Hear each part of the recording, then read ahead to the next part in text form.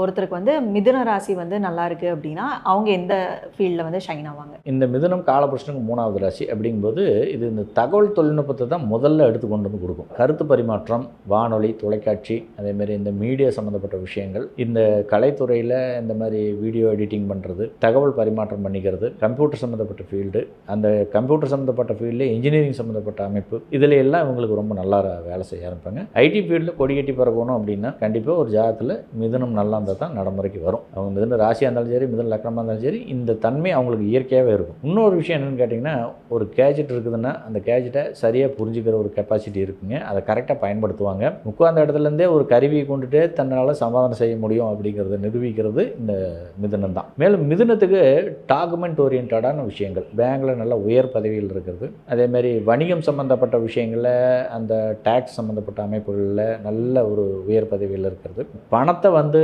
கையாளுறதுல chartered accountant சம்மந்தப்பட்ட விஷயங்களோ, ஒரு கணக்கு வழக்குகளை எல்லாம் நிர்ணயம் செய்கிறதுல இந்த மிதுனத்துக்கு ஈக்குவல் வேறு யாருமே கிடையாது. ஸோ தான் செய்யக்கூடிய துறையை நல்லா உணர்ந்து செயல்படக்கூடியவர்களாக இருப்பாங்க. அதேமாரி சிறு வியாபாரங்கள், சின்னதாக ஒரு ஏஜென்சி எடுக்கிறது, சின்னதாக ஒரு கடை வைக்கிறது, சின்னதாக ஒரு மளிகை கடை வைக்கிறது, சின்னதாக ஒரு 2 வீலர் கடை வைக்கிறது, சிறிய வகையில் இருக்கக்கூடிய அத்தனை சிறு தொழில்களுக்கும் மிதுனம் நல்லா இருந்துச்சுனாவே அவங்க பார்த்தீங்கன்னா ஏதோ ஒரு சிறு தொழில் பண்ணிகிட்டு இருப்பாங்க.